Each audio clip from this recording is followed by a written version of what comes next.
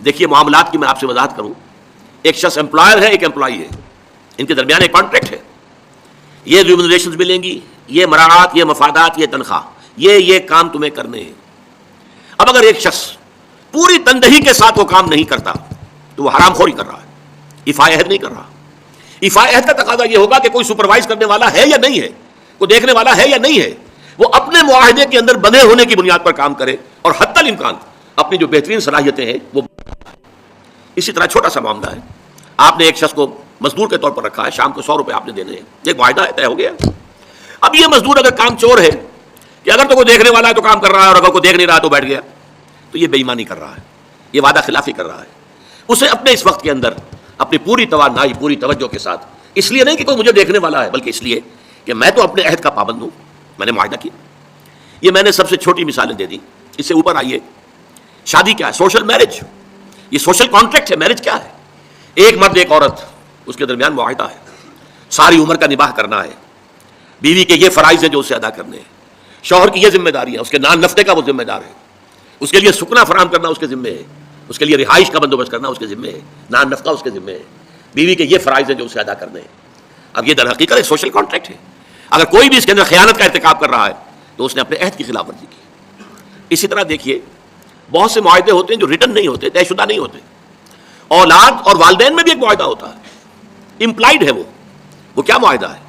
والدین اپنی جوانی میں اپنے آپ کو انویسٹ کرتے ہیں اپنی اولاد میں, ان کی تعلیم ہے, ان کی تربیت ہے, ان کو کھلانا ہے, ان کو پلانا ہے, ان کے لیے کپڑے کا بندوبست ہے, وہ اپنی ساری توانائیاں جو ہے لگا رہے ہیں ان کو پالنے پوسنے میں. اور اس کے اندر امپلائڈ کانٹریکٹ ہے کہ جب یہ بوڑھے ہو جائیں گے, وہ جوان ہو جائیں گے, تب ان کو لک آفٹر کریں گے, ان کی خدمت کریں گے, ان کی سیوا کریں گے, ان کے ساتھ حسن سلوک کے ساتھ پیش آئیں گے. یہ کانٹریکٹ ہے, چاہے یہ لکھا ہوا نہ ہو, امپلائڈ کانٹریکٹ ہے. بہرحال پوری انسانی زندگی کا اگر آپ تجزیہ کریں گے تو معاہدات کے گرد گھومتی ہے.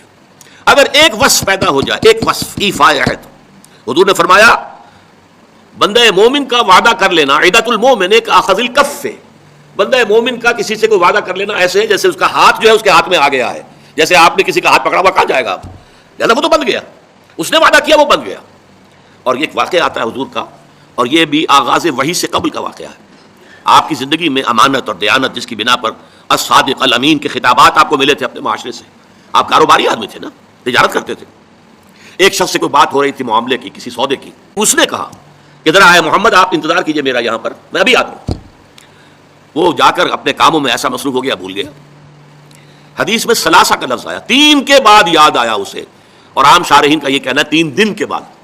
وہ بھولا رہا, اچانک کیا تھا, میں نے تو وعدہ کیا تھا محمد سے صلی اللہ علیہ وسلم کہ آپ یہاں میرا ذرا انتظار کیجئے, میں ابھی آتا ہوں.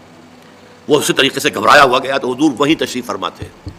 3 دن اس نے معذرت پیش کی, کہا میں بھول گیا. تو حضور نے فرمایا میں تو اپنے عہد کا بندھا ہوا تھا, میں نے تم سے وعدہ کیا تھا کہ میں یہاں تمہارا انتظار کروں گا, میں کر رہا ہوں. تو یہ ہے اصل میں, اور جیسا کہ قرآن مجید میں اسی سورہ بنی اسرائیل میں آیا ہے, ان اللہ کان مسئولا, یہ عہد جو ہے اس کی تو اللہ تعالیٰ کیا مسئولیت ہے, جواب دہی ہوگی, پوچھ گچھ ہوگی.